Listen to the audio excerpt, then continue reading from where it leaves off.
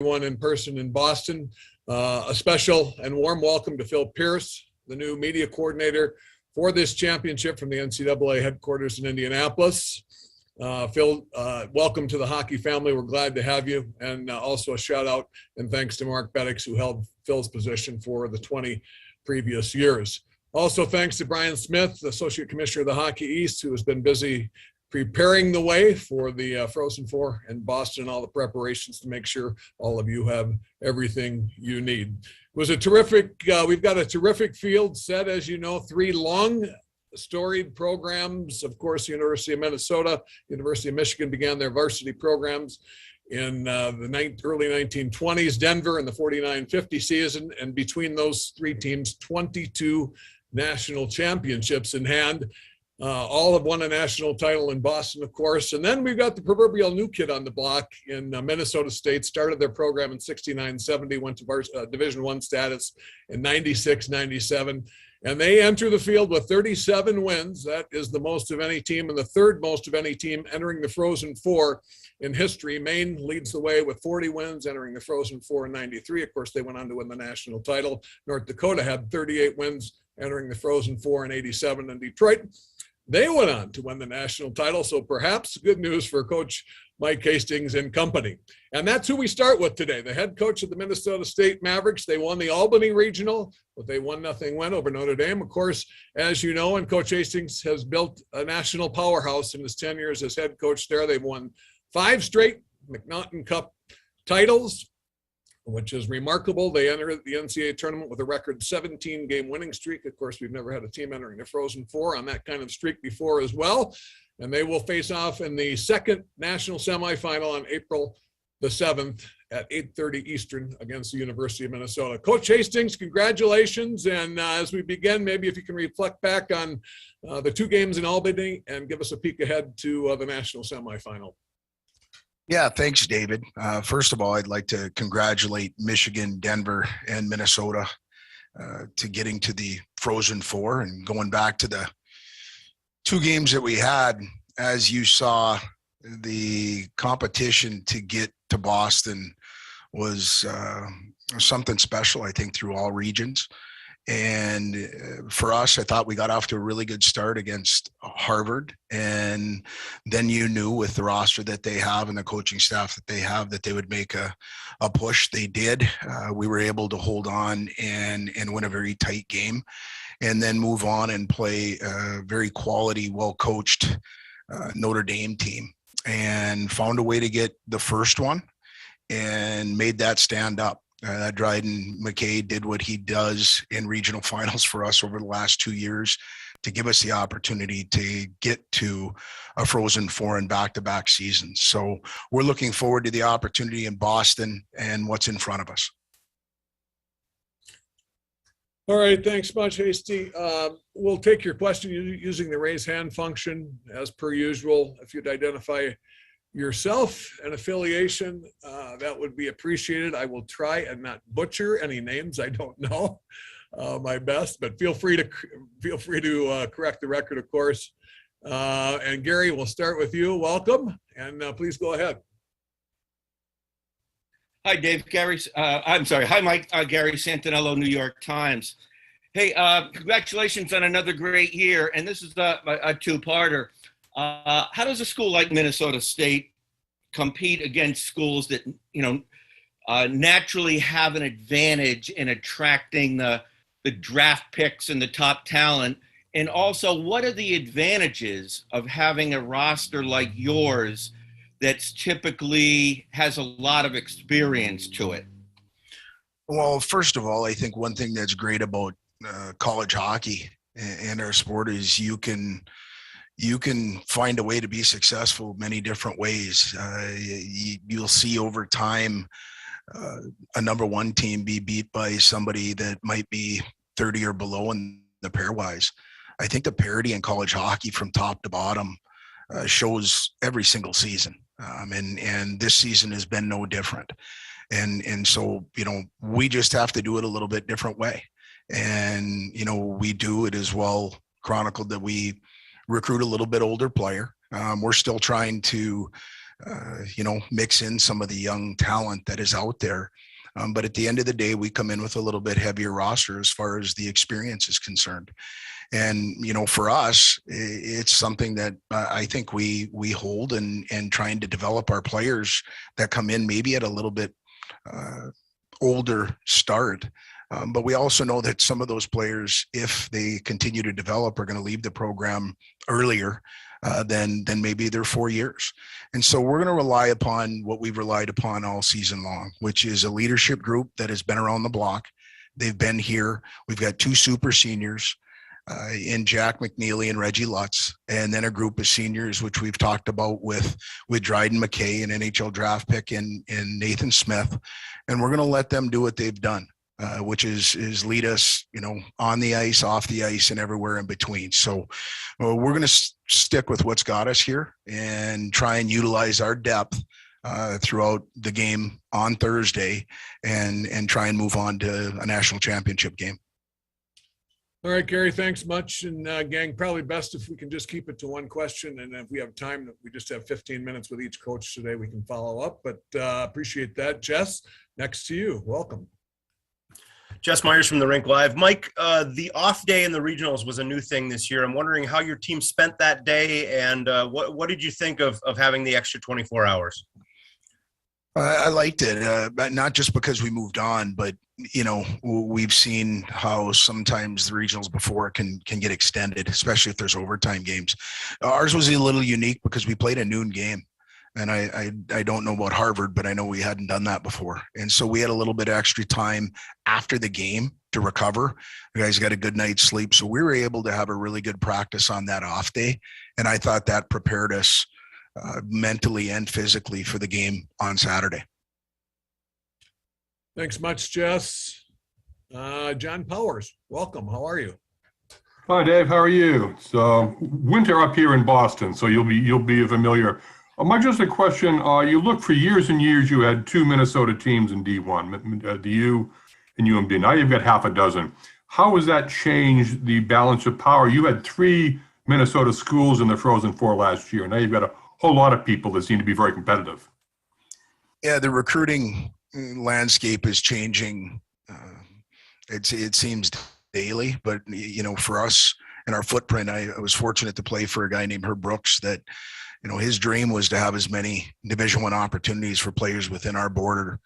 And when he started St. Cloud State and continued to push the idea of having as many Minnesota opportunities for homegrown talent, and now you've got that. And so I just think right now with recruiting, with the transfer portal, with the teams we have in our state, with the teams that are out there that are recruiting within our state, we've just got to continue to look at our backyard first, but also understand that we've got to look not only around the United States and Canada, but globally to try and recruit student athletes that can help us become successful. Thanks, John. Great question. Randy Johnson is next. Randy, welcome. Glad to have you. Hi, Dave. How's it going? Good. How are you? Congratulations on another Frozen Four. What do you take from last year's experience that you feel will be helpful this year? Well, I can already tell you, Randy, from my standpoint and meeting with our leadership group, there's a little bit different vibe just because they have had an experience of being at a Frozen Four. Now, it was a little bit different in Pittsburgh because we were doing that in COVID. And the stresses that were on the student athletes were daily. And can we just get to puck drop? Knock on wood, this is something that we hope we don't have to deal with between now and when the puck drops, and we can focus on preparation and just have an opportunity to enjoy it a little bit more, just from the standpoint of what's going on around it. Friends, family, people from our community coming out and supporting us, alumni. I just think there's a little bit different vibe that way. But I can tell you our guys are focused on trying to get through that game on Thursday. It's not something where they're as bright-eyed as maybe they were a year ago.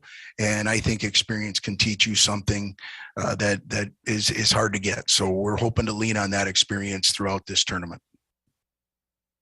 All right. Thanks much, Randy. Scott, how are you? Welcome. You're next. Please go ahead. Hey, Coach, you and I go back about 30 years to Crookston, Minnesota. So I want to go back to those days if you can and tell us how you built your coaching experience to get you to where you are right now. Well, I'm just fortunate to be around a lot of really good hockey people. Mike Genzo gave me my first opportunity in Omaha in the USHL after Craig Dahl allowed a player that was done playing the game to keep his scholarship at St. Cloud State and start in the coaching world. And then, I've worked with some incredible people, some of the all-time greats, like I said, playing for Herb. At that time, Bobby Motzko was on the staff at St. Cloud State. Working with Don Lucia, working with Dean Blaze.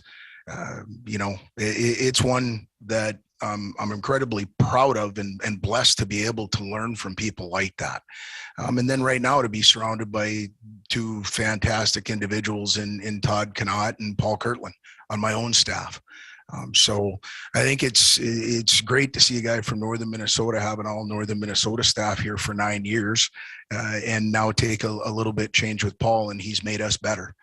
So it's been a great journey and one that I'm very fortunate to be a part of and have the people that I have in my life as far as experiences, and going to try to continue to move on. All right, we have probably time for one more if anybody has it with Coach Hastings. Mike, maybe, here we go. All right, Jess, let's see, back to you. Mike, I was going to ask you, you talk about your roots in Northern Minnesota. Mankato hosted Hockey Day this year. You're in the Frozen Four. You've got a coach from Austin who's taking a team to the Frozen Four.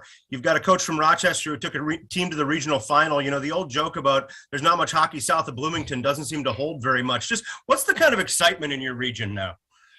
Well, it's changed, Jess. I appreciate you asking. I thought the local organizing committee here for Hockey Day in Minnesota knocked it out of the park. And to have roughly 10,000 people at a 6,500 seat football stadium come and enjoy and see what it is to now understand that hockey in Southern Minnesota throughout our borders now, not just the Iron Range, but down here in Mankato, the saying was, this is how we hockey. And there's just a lot of quality people and a lot of quality hockey people within this state. We're proud to be a part of it. And I think it just continues to grow the game, which we're all about. Awesome. Great question, Jess. Thanks. And Mike, maybe you could reflect a little bit on the first year of a new conference too in the CCHA. Yeah, thanks, Dave. One thing that I think special there is I don't think any organization team goes anywhere without great leadership. And Don Lucia has done a fabulous job of coming in and having an experience of being in a seat that every one of us coaches have been in, whether it's at a Big Ten school, whether it was at Fairbanks, whether it was at Colorado College. And his guidance has helped us grow in a hurry. And what the CCHA stands for right now, seeing Michigan Tech get to the NCAA tournament and battle the way they did against Duluth, and to go through the battle that we went through with Bemidji State, which a lot of people talked about as far as winning that championship and being a part of that. We're very proud to be a part of the CCHA, and I think it's in great hands moving forward, and we're excited about not only where we're at, but where we're going to end up. All right, very good. Coach, thanks for the time today. Best of luck. We look forward to seeing you in Boston. Appreciate it. Thanks, Dave. All right, that's Mike Hastings, the head coach of the Mavericks. Next, we move over to the Allentown region, where the University of Michigan, in a fun tilt, beat Quinnipiac 7-4 in the regional final. Wolverines making their 26th Frozen Four appearance. Of course, they've won more NCAA titles than any other school, including in Boston in 1998. We welcome in now the head coach of the University of Michigan, Mel Pearson. Mel, of course, no stranger to the Frozen Four. Second time he's been there as head coach of Michigan, 10 other times as assistant or associate head coach at the University of Michigan in a previous role. And Mel, congratulations, first of all. And maybe just reflect back on the two games you played in the regional, and then a look ahead to your national semifinal game against Denver. That'll be a 5 o'clock start on April 7th. Yeah, thanks, Dave. It's good to see you, and thanks for having me, and good to be on. Obviously, we had to earn our victories in Allentown. I thought AIC was very formidable team, really good team, actually. We got off to a good start in that game, and they came back. They pushed us right to the end, and we held on to win. Obviously, Quinnipiac, without a doubt, is as good as advertised and as good as our record was. And, we were fortunate to get off to another really good start. I think that was the key in both games is getting off to a good start. And as you all saw, we held on. Quinnipiac pushed hard. We totally got away from our game and found a way to hang in there and win that game and get to Boston. So we're excited to get to Boston. Obviously, there's been a lot said and written about our team this year with the players we have. And, you just have to earn your way there. It doesn't matter how many draft picks you have or what type of team you have. You just got to find a way to get it done. And I think this year, more than any other year, it's wide open as far as the team goes. I thought there were at least 20-plus teams that could have made it to Boston. That's how tight things were. So we're excited to have the opportunity to play Denver. We haven't played Denver for a while. Obviously, I really am impressed with their team. Co-champions of the NCHC. They got a nice blend of skill, older guys, younger guys. They know what it takes to win. They've done a lot of winning under David Carl there. He's done a fabulous job, him and his staff. So we're just looking forward to the opportunity to play on Thursday against Denver. All right, thanks, Mel. Again, we'll use the raise hand function, and if you could indulge us, please, in introducing yourself and your affiliation, that would be appreciated. And Gary, we'll start with you. Please go ahead. Hi, Mel. Gary Santinello, New York Times. Hey, Mel, the curse of having a lot of talent is you may not know how long you're going to have it. How do you balance your roster construction so you have, sustained success year after year after year with, what tends to be a lot of roster turnover?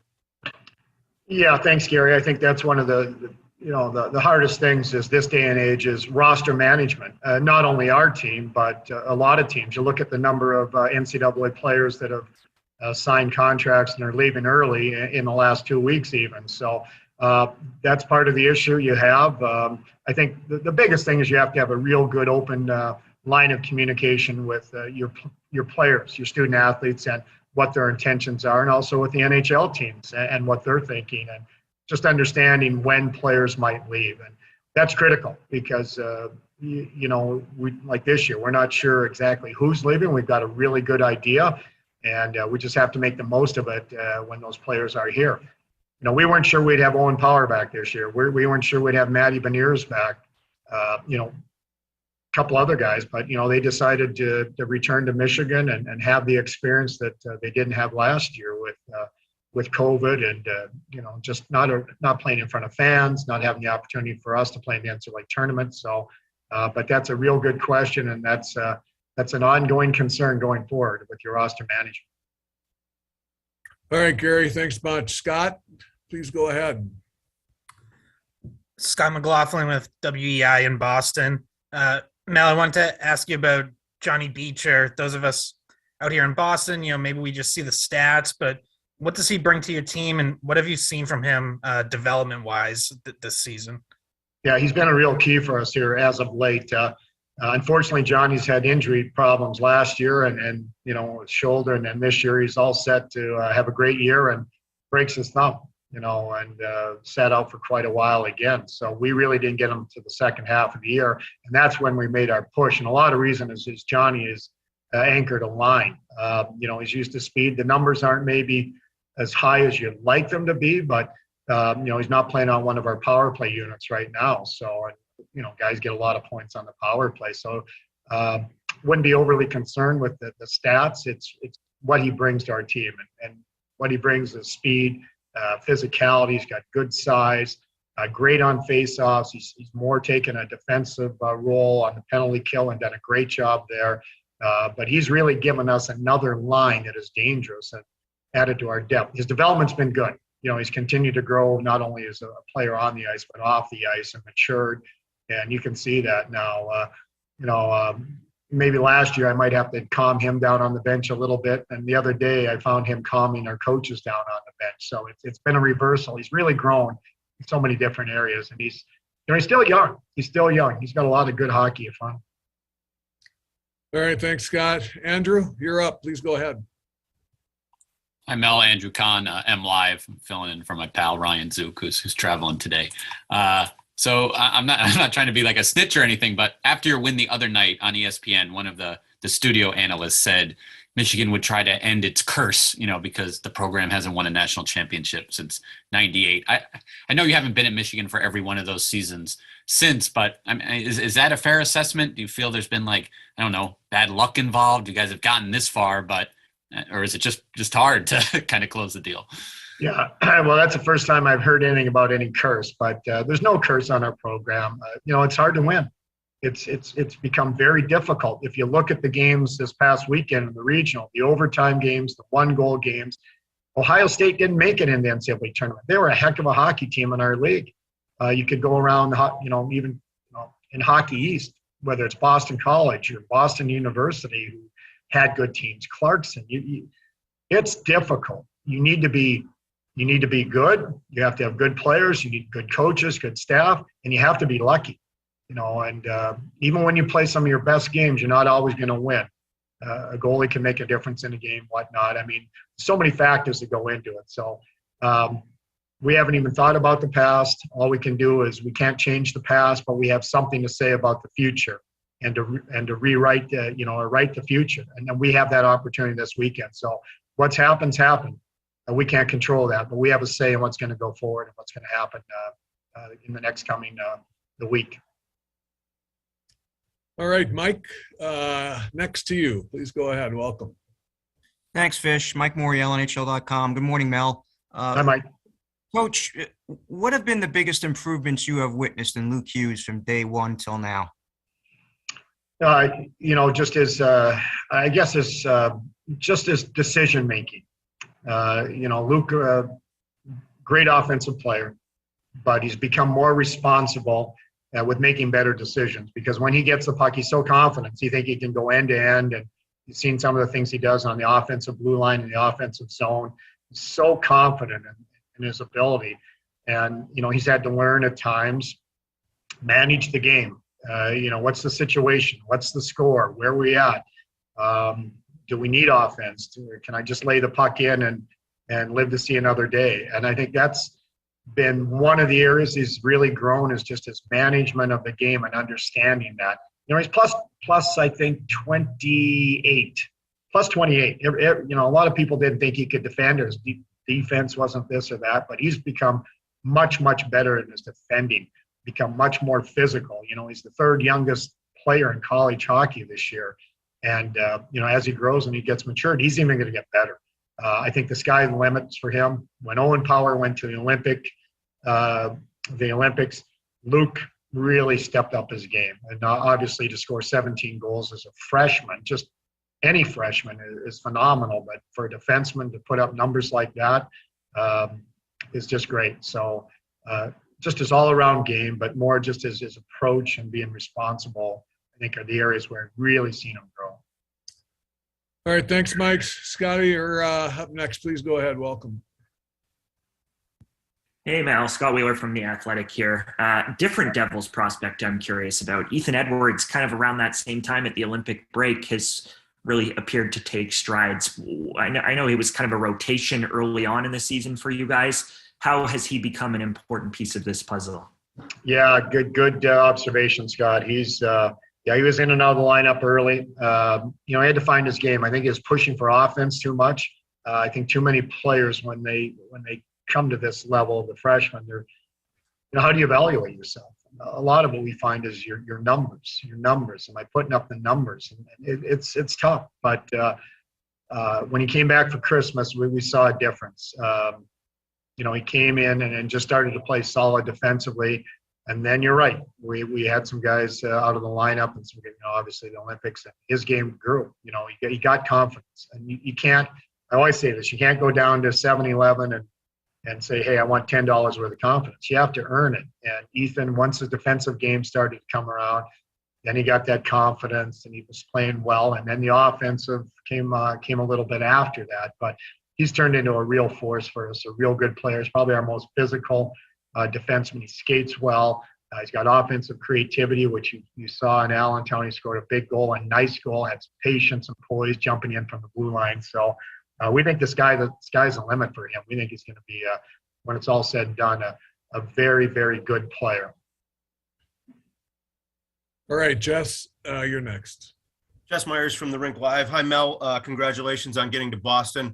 Thanks, I wanted to ask about the off day in the regional. What did you think of it? How did your team spend the off day? And do you think it affected maybe the amount of fans that traveled at all to support your team? Yeah, I really don't know about the fans. That's a good point. As far as we're concerned, I'm still not sure. And we won, you're so used to playing back-to-back. And I know there's situations where, overtime comes into play and whatnot in a late game and having to come back. I'm not sure. I didn't mind it, but it did seem like we were there for a long time. You fly in Tuesday and we end up getting home, late Sunday night. So it just seemed like a long trip for us. But Dave and Buster's, I'm not trying to put a plug in, but Dave and Buster's, there wasn't as much as we thought in Allentown. The weather wasn't great to get outside. All the bowling alleys were full. The leagues were all fired up, I guess, on Saturday. So Dave and Buster's, the guys took over Dave and Buster's. We practiced that day. We had a light skate, got some rest, some downtime, but I think the guys had a good time with, again, Dave and Buster's. All right, thanks, Jess. Paul, please go ahead. Hey, Mel, Paul Nasser from the Michigan Daily. Against Quinnipiac, you guys are facing the statistically the best defense in the country, and you were able to score 4 goals in those 2 periods. So what are you liking from your offense right now heading into this matchup with Denver? Yeah, thanks, Paul. We got guys that can score. We don't, I don't think we created as many grade A's as we normally do on average, even though we had some breakaways and some outnumbered rushes, but we have guys that can finish. And that's something that's really hard to teach. You can work on things, you can change the angle, there's different things you can do to try to make people scores, but we have natural goal scorers. Things that we can't teach them, and they're good. We get opportunities, we got poise, patience, we got guys who know where to shoot the puck on goalies, and they bear down. And now we're getting some offense from some other guys too. So, and they, Quinnipiac you look at the numbers and they're scary. You wonder how you're going to score.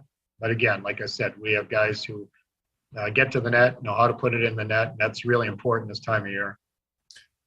Apologies, we're going to take one more. We just have 15 minutes with everybody today. I know we're not going to get to everybody. Andrew, you'll be our last question for Coach Pearson. Please go ahead. Great, thanks. Andrew Mahoney with the Boston Globe. Mel, I just wanted to ask you, if you could remember back to just your reaction when Matty Beniers became available, when he, decommitted from Harvard, just how fast you guys had to move, and then how, just what he's been like for you for these past 2 years. Yeah, thanks, Andrew. He makes our team better the moment he walks in the door every day, and I've said that many times. Just his personality, positivity, the energy that he brings, fabulous young man. I knew Matty because obviously we take a few players from the program over here. And I remember always going to the games and going, gee, he's good. He's really good. It's too bad he's going to Harvard. And unfortunately, with COVID and what happened in the Ivy. So we were very lucky. One of our assistant coaches, Chris Mayotte, had a relationship with Matty and his family from when he was out east of Providence. So we were very fortunate to have a little bit of an in there. Matty wanted a good school. Obviously, Harvard's Harvard, but Michigan's not too far behind. So when they started looking at schools, obviously Michigan had what he wanted in a school, not only athletically as a hockey program, but obviously academically. But he's been fabulous. He's got a bright future. I think he's, obviously I got Luke Hughes up for the Hobie, but I'm going to put a plug in here for Matty Beniers for the Hobie Baker. I know the voting's already been done, but, he's played at the National World Championships. He played at the World Championships, won a medal. He's played at the World Juniors, won a gold medal. He's played at the Olympics. And hey, he plays at Michigan. So we're very fortunate to have a player of Matty's caliber and character. And, he's been a real solid player for us and one of our most valuable players. All right, Mel. Thanks very much. Appreciate your time today. We look forward to seeing you in Boston. Safe travels and best of luck. Okay. Thank you, everybody. All right, that's Mel Pearson, head coach of the Wolverines. We're going to move over to the Loveland Regional, where the University of Denver was a 2-1 winner over Minnesota Duluth in a really fun environment, jam-packed capacity crowd, and of course the Pioneers with their home fans. A lot of fun. Their head coach joins us now, David Carl, of course, the University of Denver, second all-time in national titles with 8. David's been involved in one of them as an assistant coach and leads the Pioneers to the Frozen Four. And David, a couple of battles in Loveland. Maybe take us back to the regional in those 2 games, and then a peek ahead to your national semifinal game. Yeah, thanks, Dave. You 2 really good hockey games. Great teams and great programs in Lowell and Duluth, obviously. And, very proud of our team and the efforts. Neither game were easy. Both tied going into the 3rd period. We stuck with our game plan and found a way to execute and to get 2 hard-fought 1-goal games. So proud of the group, excited to be heading to Boston with obviously a very high-end group of 4 teams duking it out in the Frozen Four. All right. We'll again ask you to please identify yourself, affiliation, as per usual. And Gary, we'll start with you. Hi, David. Gary Santinello, New York Times. Last season was problematic for a lot of teams, and it was a down year for DU. What has been the difference this year? I think a huge part of it was just emerging from the COVID world. We were under very tight restrictions, and it was a challenging environment to be able to build a team environment. And obviously playing just in our league is not an easy thing to do either. We played, I think, 24 games, 7 of which were against North Dakota, who is had a great team last year. And, we did not get accomplished. So at the end of the day, what we wanted to, and that's, I give our guys credit. We quickly turned the page from that year into the spring quarter last year in the summer session. Got a lot of people back here in Denver training, skating. Our incoming class was able to come out here and operate in a normal summer. And we had a full training camp with our team. And I think it just, when you're able to build a foundation, you got a lot stronger house. And I think that's been the biggest difference for us is we've actually been able to build that foundation this year, and it's led to the successes that this team's been able to have. All right. Thanks, Gary. Connor, you're up. Please go ahead. Hello, Connor You're from the Michigan Daily. Michigan's 4th line has been pretty locked down against some other teams' top scorers. How does your team's depth give you an advantage heading into this regional, or into the Frozen Four, rather? Yeah, I think both teams have a lot of weapons. Obviously, them with 7 first-rounders. You hear Mel talk about, the guys, they know how to score, and we have similar players that have had offensive success this year. So I think it's going to be a really exciting matchup for the fans and for college hockey. There's a lot of talent and creativity and hockey sense on the ice come Thursday of next week. All right. Let's see. Okay. Matthew, let's see. Evan, you're next. Please go ahead. Evan Marinovsky, NCAA.com. With a guy like Bobby Brink, how have you seen his game sort of evolve this season and his times leading up to this season? Yeah, Bob's been an elite level hockey player, for most of his life. Won a state championship at Minnetonka High School. Fast tracked that. He came to the USHL, was supposed to play there for 2 years, won USHL Forward of the Year, accelerated his schooling and came to us a year early. And I think people sometimes forget that about Bob, is that he did come his freshman year. He should have been a senior in high school. And I think what we've seen in his 3 years is just a natural maturation of his body and how he conducts himself and carries himself. And it's, kind of all coming together for him here in his junior year, where he can protect more pucks, he can create more separation. His body can do things, or allow him to do things at this level that his brain and his skill set have wanted to do. And that's not to say he didn't have a very productive and solid freshman year. The sophomore year was very disjointed due to COVID and World Juniors. But I think now in his junior year, it's really all coming together for him. And there's no doubt he's an elite level player at the level, and one of our best players. All right, Jess Myers from the Rink Live. David, if I did the math correctly, you were 14 in the spring of 2004 when your brother was a freshman at Denver and went to Boston and won a national championship there. I'm just wondering what you remember from that, and what this means to you to kind of come full circle, bringing a team back to Boston to compete for that same title. Yeah, I mean, that championship was a lot for our program and our university. Obviously, George and his staff had been building the program, in a real good way, and they had some runs. And in 03-04, it was, what I remember about it is, the team really did struggle for the first half of the year. They didn't have a home regulation conference win until February of that year. And then they just went on a run after they tied North Dakota at North Dakota late in January, and they kind of went on a run after that.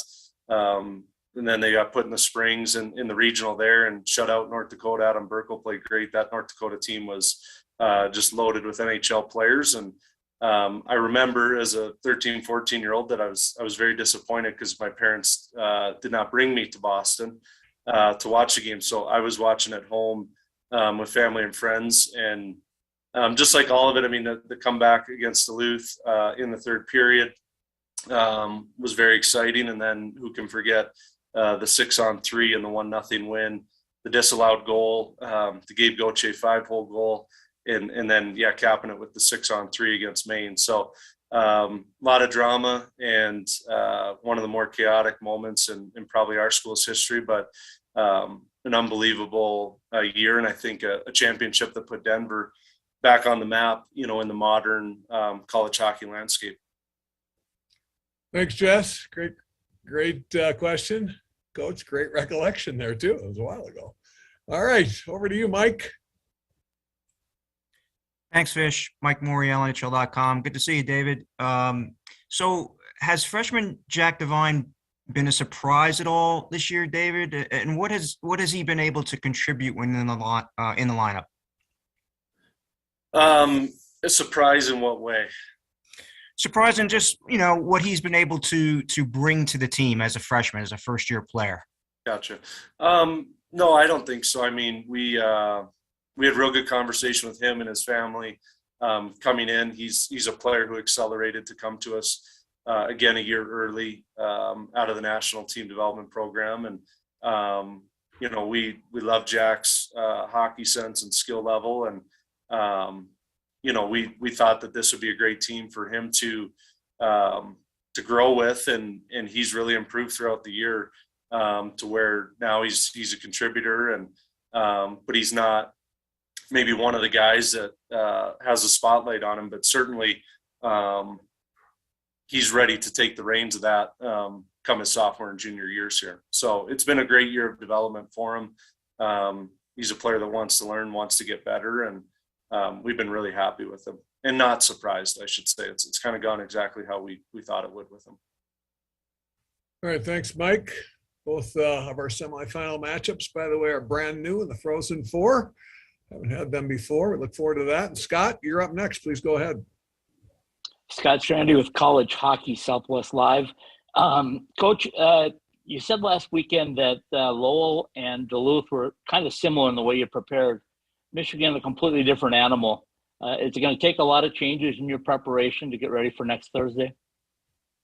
Yeah, I mean, Michigan is, they're dynamic.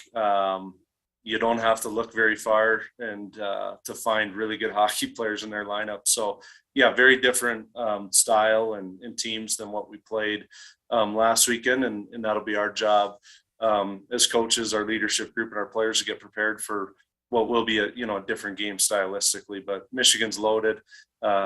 obviously everyone's known that for the past 8 to 12 months, and it'll be a great challenge to try and slow them down. All right, Scott, you're up next. Please go ahead. Hey, Dave. Scott Wheeler from The Athletic. Hope you're doing well here. Shai, just where has he seen the biggest growth in his development this season? And where does that maybe align or not align with what your expectations were for him coming in as a freshman? Yeah, great question. Yeah, I mean, Shai is one of our young players who has played a lot and done well with it. And, you know, I just think by this time of the year, he's really no longer a freshman. I think his defensive play has been what we've been pushing on him the most, taking away time and space, trying to get in people's way, and getting physical in corners and around his net, and using his body and his size, you know, to help the team in that regard. And he's working on that, and he's continuing to get better at it. And there's a reason he's able to play for us at a high level like he has been. And so we're real proud of the growth he's had and the growth ahead. David, could you talk a little bit about the atmosphere in Loveland and just about the state of hockey in Colorado? Yeah, I mean, it was great for us. Again, going back to 2004, it's the first time since 2004 that we've played NCAA tournament hockey in the state of Colorado. And so it was great to have our fan base there. Really appreciate all the support and people driving up to Loveland. Obviously a tied-in connection with Ralph Backstrom and his involvement in getting the Colorado Eagles started, and someone that we're honoring due to his passing last year on our jerseys, this year with his initials. So I think it meant the world to our fan base and the Loveland community and people that played for Ralph and in our program to be able to have the regional in Loveland. There's a lot of symmetry there, and obviously all the better that we were able to win 2 really good hockey games against 2 great programs and move on to Boston to the Frozen Four. All right. Last but not least, we'll go to Connor. Connor, over to you. Yeah, Connor, you're good with the Michigan Daily again. Obviously, every goaltender in this Frozen Four is really skilled. What makes Magnus Corona different? I especially sorry, go ahead. Differently. Yeah, I guess what makes him stand out, I guess is what I'm trying to get at. Yeah, I mean, like you said, there's 4 really good goaltenders. You don't get to this point without good goaltending. You know, I think our guy has elevated his game in the last 4 to 5 weeks once the calendar turned into playoff hockey. And, you know, he's fighting for sight lines. He's tracking pucks well. Obviously, he's a big body. He's not the only one in the region. We're going to face one on Thursday who's another big-bodied Swede. And but I like his focus right now, and his attention to detail is as good as it's been all season. So we're really happy with his play currently. Thank you. All right, David, very much appreciated. Thanks much. Safe travels. We look forward to seeing you in Boston. Great. Thanks, everybody. All right, last, certainly not least, we'll move over to the Worcester region champion, the University of Minnesota Golden Gophers. Of course, beat Western Michigan 3-0 to advance to the Frozen Four. The Gophers are in their 22nd Frozen Four appearance. They've won 5 national titles, and Bob Motzko's done a terrific job building their program in a short period of time. In his 4th year as the head coach at Minnesota, he was in the Frozen Four as a head coach at St. Cloud, and of course, also has some experience winning a national title as an assistant coach with Minnesota previously. I know Bob is on here. I saw him earlier, but we welcome him in from the Twin Cities. This will be our 7th time we've had an all-West Frozen Four, by the way. Last time, of course, in St. Paul in 2018. Last time in the East was in '92 in Albany. Motz, congratulations. And if you'd start and just take us back to what transpired in the regional, obviously a come-from-behind victory in Game 1, hard-fought victory in Game 2, and then a peek ahead to your battle against Minnesota State in the national semifinal. Yeah, outstanding weekend for us. You know, scary moment in the first game with, you know, in a 50-second span, we give up 2 goals on a delayed penalty. They score with the goalie pulled with the hand up, and then they get on the power play and score. And That was early. That was in the first period, and you've been in this tournament so many times, and you just said, "Oh God," it was a crushing feeling that could come back from 2 goals against a heck of a team in UMass. The good thing is we had a lot of time left on the clock, and we dug in, and we only gave 1 goal up the rest of the weekend. That was the good news, and we dug in that night. Great battle, huge goal at the end of the first period to get it back to 2-1. Our guys had great resolve. Power play scored both nights, which was critical for us. We had solid goaltending against 2 heavy, tough teams. So, and we're going to walk right into another one with Mankato. So, exciting time for us and hard fought weekend, and we're very excited. All right. Again, we'll use the raise hand function. Please identify yourself and affiliation. And Connor, we'll start with you. Hey, Bob. Connor Yergid with the Michigan Daily. Obviously, there's 2 Big Ten teams in the Frozen Four this year. The last time there were Big Ten teams was 2018 with 3. What does this do for the growth of Big Ten hockey in general? Well, it makes a statement. I mean, I was in a league going against the Big Ten for many years, and now I've been over here for 4, and the Big Ten, takes some criticism, and I believe it's our programs are very strong. We beat the snot out of each other, a lot like the NCHC and all the leagues. But this is another step forward for us. I know 3 a few years back and 2 this year. Notre Dame had a great push as well, getting the overtime victory the other day. So it's a very solid statement for Big Ten, knowing that we're in a good spot. All right, Gary, please go ahead. Hi, Bob. Gary Santinello, New York Times. You talked at the regional a lot about, the grit of your team. How is it that, with the players, the new players for the program, when they come in, how is it that you get through those expectations and carry it through a long season? From the expectations to win, or from a grit standpoint? I'm not sure what you're asking me. Yeah, what's required to win at this level? Well, I mean, the big thing. I'll give you an example that I made a statement when I got hired. We need to get older, and obviously I lied to everybody when I got hired, because we haven't gotten a lot older, but we have come. We've gotten more experience. We brought 5 freshmen in this year, and they all played 2 years in the USHL or 2 years in the US program. So we're more battle tested up front, and with the guys we've been bringing in versus the true freshmen that maybe, traditionally at Minnesota were just out of high school. And, because we can't control when our guys leave, but we do have a little control on the front end that they come in with more experience. So they are battle tested, many of our guys.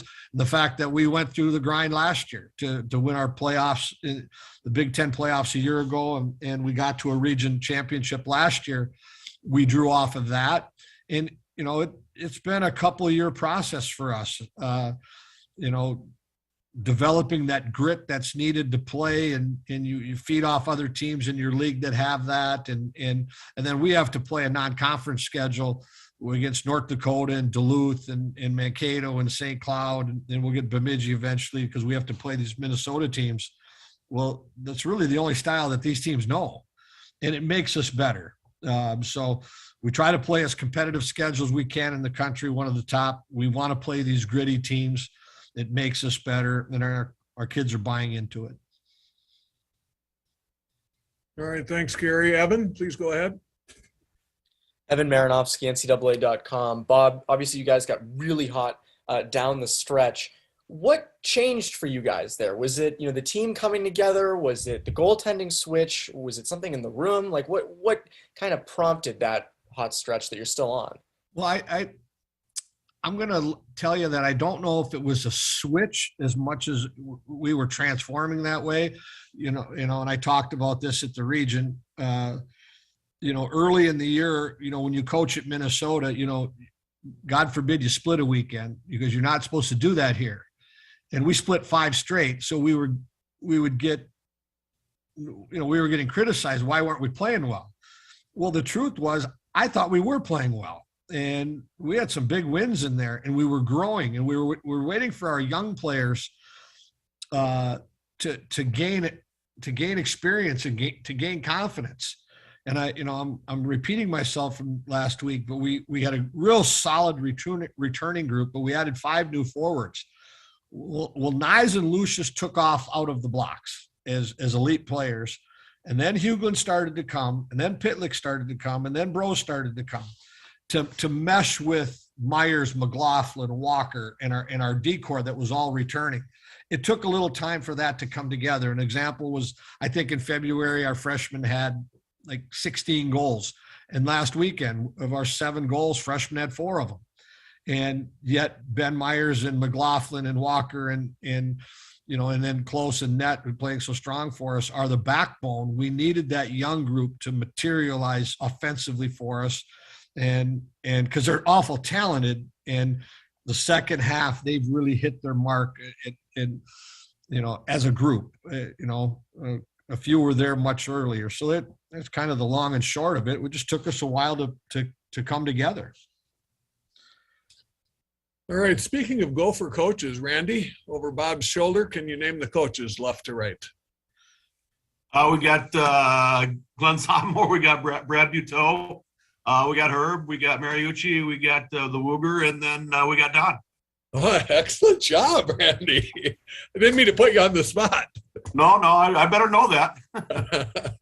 Randy Johnson, Minneapolis-Star Tribune, obviously. Bob, you talked about the freshman. Aaron Hughlin, his development in the second half this year, and then just getting him here after the injury problems he had. How difficult was that? Well, he had a lot of injuries his 2 years in junior hockey, and he went through an enormous amount. Over a 2-year period, I think he only played maybe a year.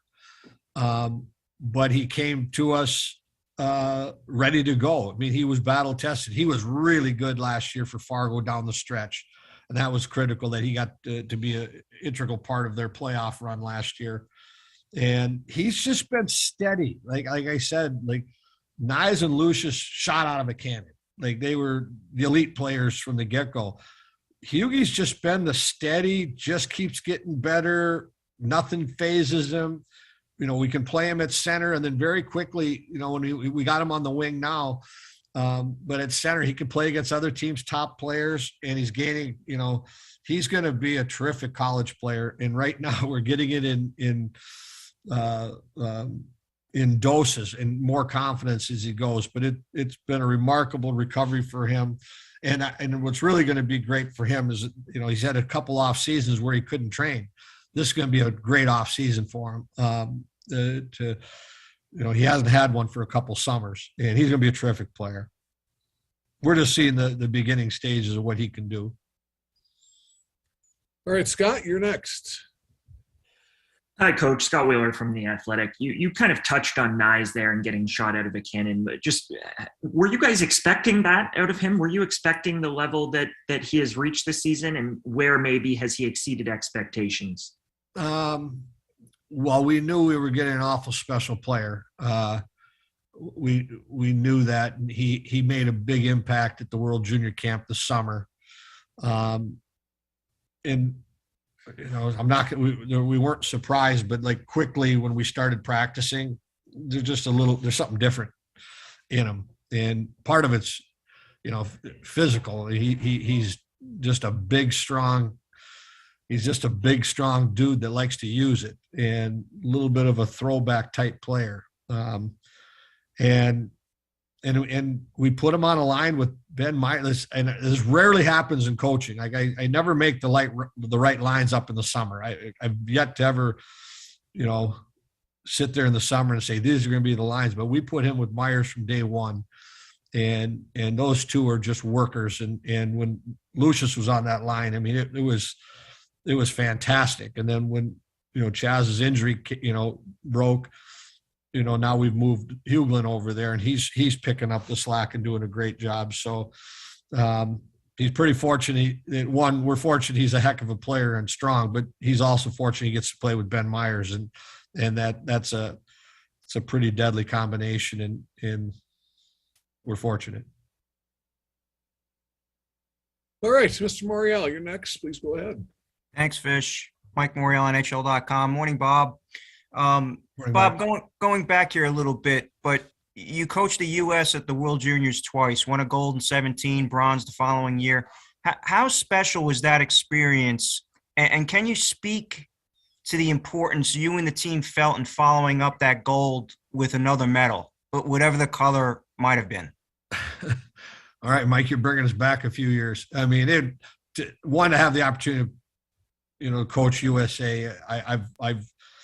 It's a bucket list thing, and you've heard me say that in years past. But we had a special group in 17, and we're so fortunate to do it in Canada and win the gold. And then they ask you to do it again, and you don't want to, but you can't say no.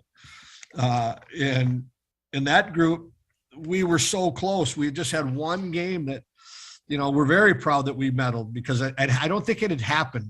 Am I right on that? That a back-to-back, there was something that we were drawing off back then. But the fact that, we lost the semifinal game, which was heartbreaking, but I really was proud of that team that we didn't get down. We played a great bronze medal game to medal twice, and great players. It's always fun when you coach great players. They sure make you look good.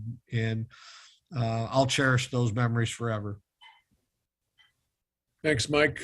It was fun to hear Frank Motzko on the call about the excitement of the Big Ten championship game and how packed Mariucci was, and the excitement. We have excitement ahead in Boston coming up with capacity crowds at the Frozen Four. Bob, we look forward to seeing the Gophers there. Congratulations on a great season so far.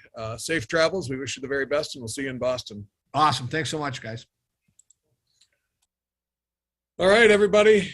That does it for today. We'll hear from the coaches and players again in Boston. If you have anything between now and then, Phil Pierce is your contact. It's going to be just a terrific championship in Boston. As I mentioned, two brand new semifinal matchups in the national championship. ESPN2 will have all the games. John Butchergross, Barry Melrose, Colby Cohen. We'll have Brian Tripp and Dave Starman calling the games for Westwood One, and of course all your local stations. It's going to be terrific. We look forward to it. Have a good day, everyone.